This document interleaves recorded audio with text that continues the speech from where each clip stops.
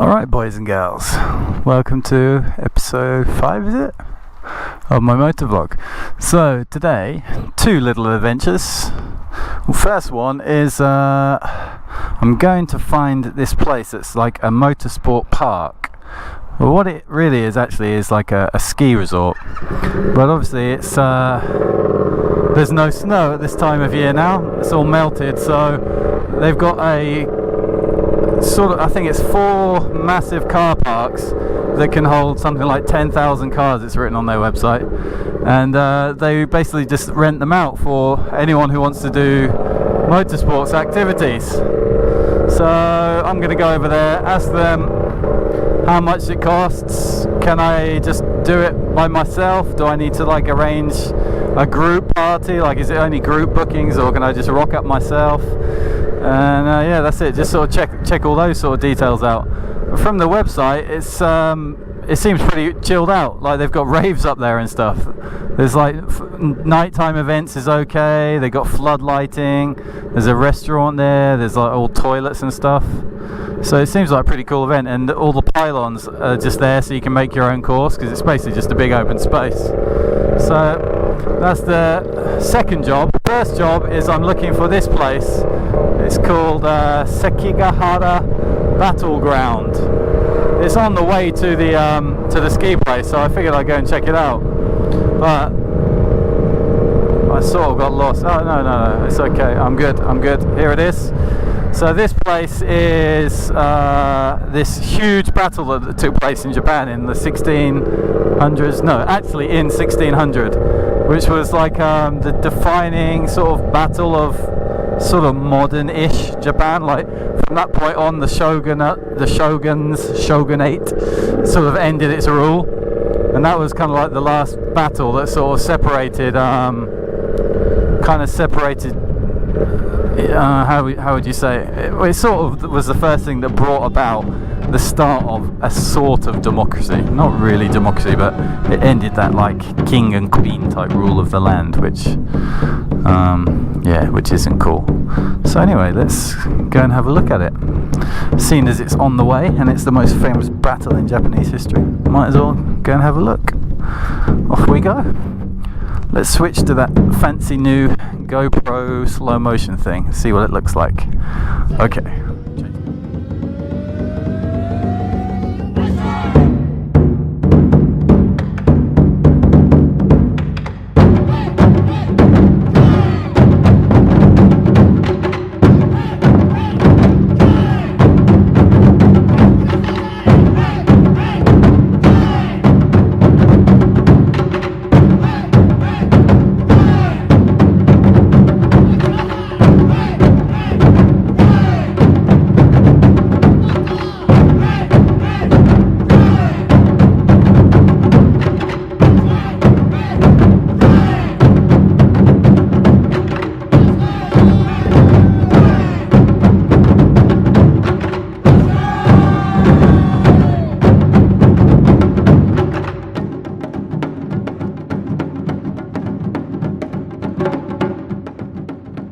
Well, that was interesting.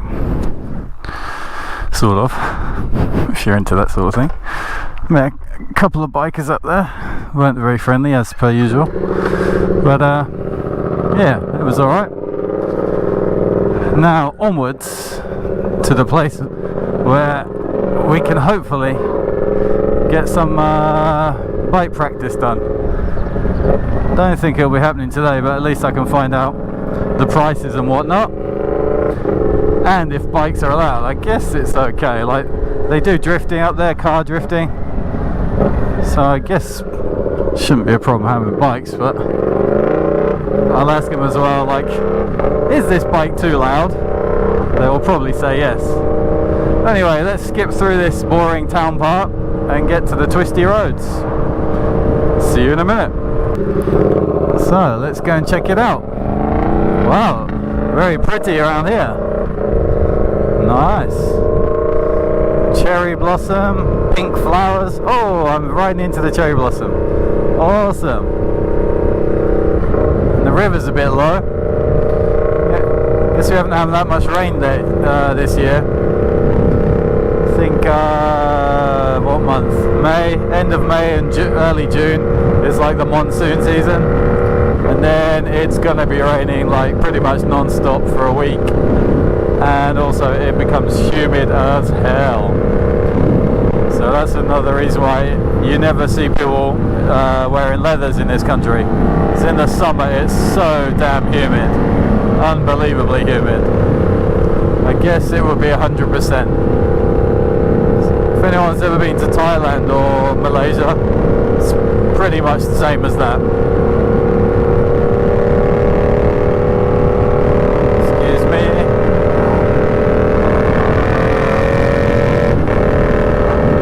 Oh, looks like it's going to be a nice ride.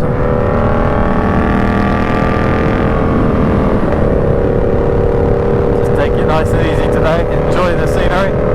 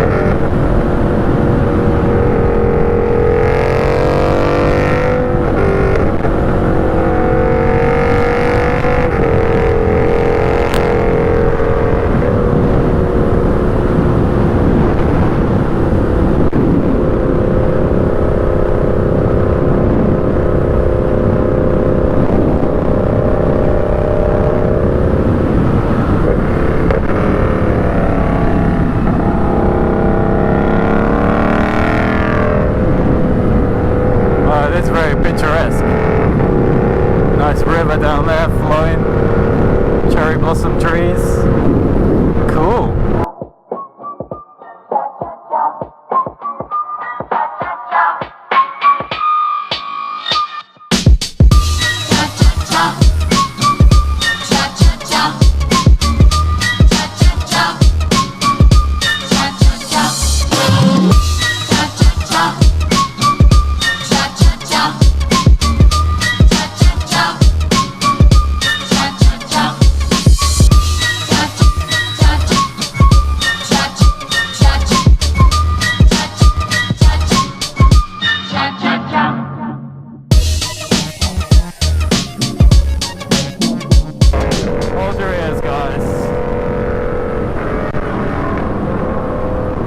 Can't see shit with this visor. I literally can't see where the fuck I'm going.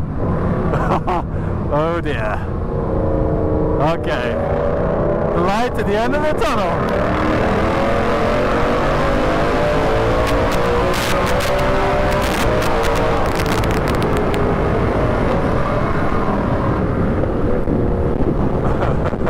That was a little bit off-putting there.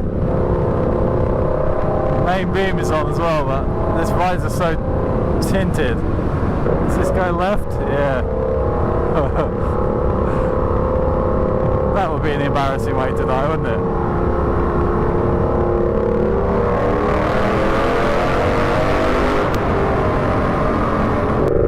Okay, Okuibuki. We have arrived. 900 yen. It's not open today, is it?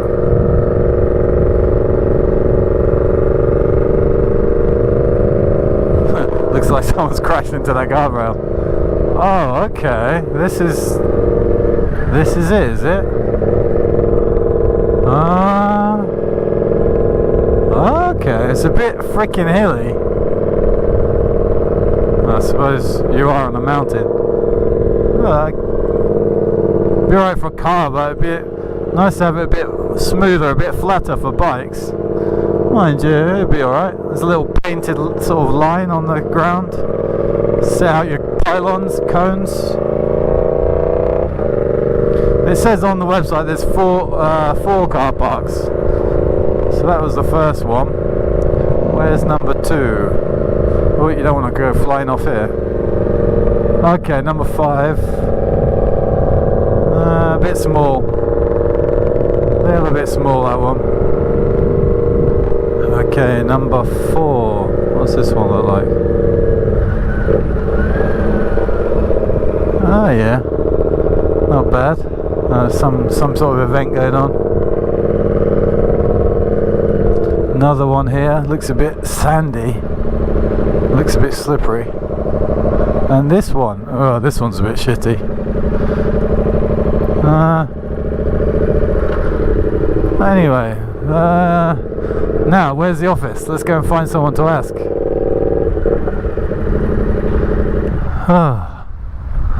Right, I think I'll have a coffee and then find someone to ask about this course. Alright guys, I'll see you on the other side. Alright guys, so I just went up to the office and spoke to the guy, and he was like super cool, totally up for it. So he said if I wanted to rent this entire place for one day, it would be 80,000 yen, which I guess is like, I don't know, maybe $1,000.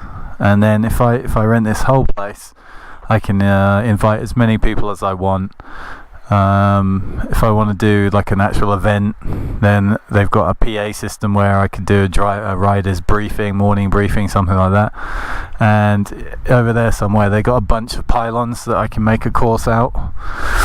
And he said it's also possible to just use the smooth bit to do laps, and then maybe over here, like someone wants to practice wheelies or stoppies or do a little gymkhana course, anything's okay. But aside from events, if I just want to come myself, no insurance. He doesn't really care about insurance as long as I'm wearing appropriate gear. I can just turn up, and it's like 9,000 yen for a full day. Or he said they don't really do half day prices, but if I just want to rock up myself and do some practice, then come to the office first, and he'll hook me up with a decent price. And they've got an online calendar as well, so you can check out the bookings and stuff. So yeah, this place could be a sweet little place to come and practice. So watch this space.